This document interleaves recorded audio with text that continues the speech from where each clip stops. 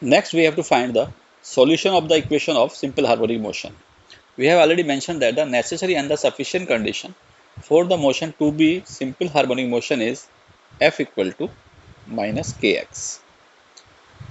Here k is the force constant, or we can write it is m into a is the acceleration, m is the mass, equal to minus k into x is the displacement.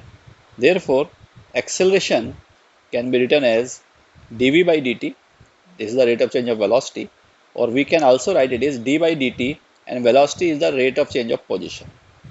So it can also be written as d2x by dt2. So it is m into d2x by dt2, that is equal to minus kx, or simply it is acceleration which is equal to minus k by m into x. Here we rearrange the terms, like this dv by dt2 can be written as dv by dt, and multiplying the both sides by velocity, so we will have the expression. This will give v dv by dt, that is equal to, and this v can be written as dx by dt, so it is minus k by m x into dx by dt. Now integrating the both sides with respect to time, we will have v into dv by dt equal to, this minus k by m is a constant term, so it is taken out, integral of x into dx by dt.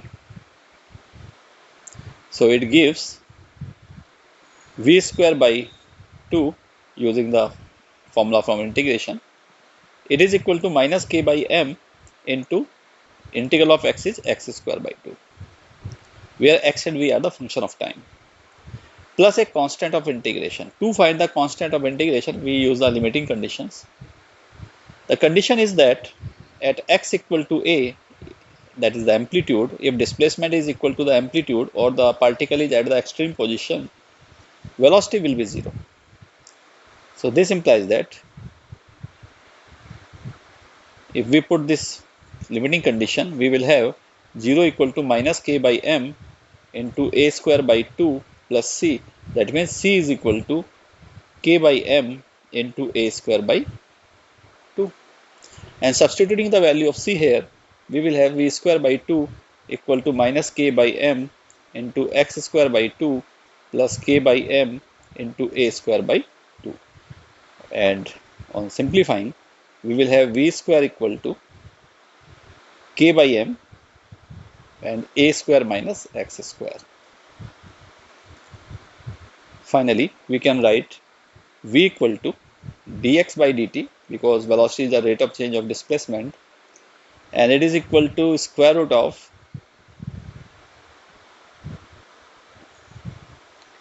k by m into a square minus x square. Here k by m is omega square, that is square of the angular velocity, so it can be written as omega root a square minus x square. So finally, we will have v equal to omega root a square minus x square. This is the velocity of the particle in simple harmonic motion, using the condition for the simple harmonic motion, that is f equal to minus kx. Next, we have to find the expression for the displacement using this expression of velocity. We can write dx by dt equal to omega root a square minus x square, and rearranging the term, we will have dx by root a square minus x square equal to omega dt. And now integrating these expressions, we will have integral omega dt and some constant, say phi. Using the formula of the square root of a square minus x square, which is the sine inverse x by a, this is equal to, omega is a constant term, it is taken out, integral of dt, that is integral of 1 with respect to time, it will give simply t plus phi. So this implies that x equal to x by a equal to sine of omega t plus phi, or we can write x equal to a sine omega t plus phi. And this is the expression which we have earlier used to represent the simple harmonic motion. So it is the solution for the expression of simple harmonic motion. Let's take one question. Particle motion is represented by y equal to 4.0 cos 20 pi t plus pi by 6, and we have to find the velocity at 0.5 second and acceleration at 0.1 second.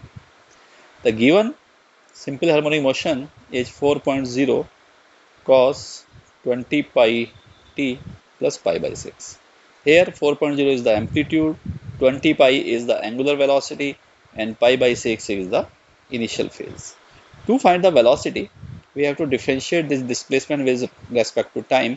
So we will have 4.0 differential of cos, it will give minus sine, and the argument, that is 20 pi t plus pi by 4. And then differentiating this argument, first 20 pi t, so it will give 20 pi into 1 because differential of t is 1, plus, and differential of pi by 6 will be 0 because pi by 6 is constant.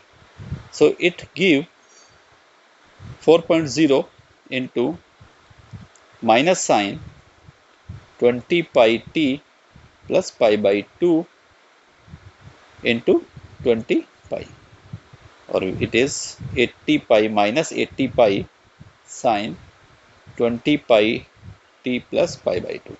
Now we have to find the velocity at t equal to 0.5 second.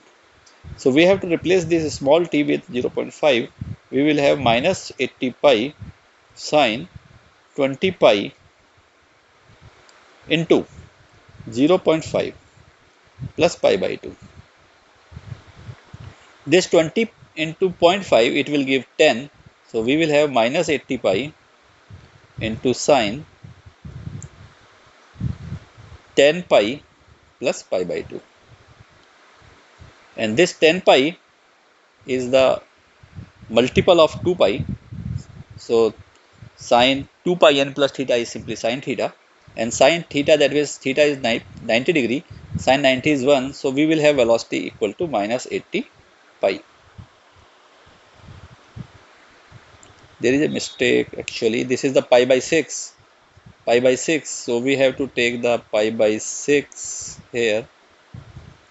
So it is also pi by 6, pi by 6, pi by 6. And the value of sine pi by 6, that is sine 30 degree, is equal to 1 by 2. So we will have also 1 by 2. That means it is minus 40 pi. Now we have to find the acceleration at 0.1 second. So to find the acceleration, we have to differentiate this velocity again with respect to time. So it is dv by dt, and it is equal to differential of minus 80 pi sine 20 pi t plus pi by 6. On similar way, this minus 80 pi is a constant, and differential of sine is cos, so cos and its argument. And now differentiating this argument, we will have simply 20 pi multiplied by 1 because differential of time is 1, plus 0 because pi by 6 is constant.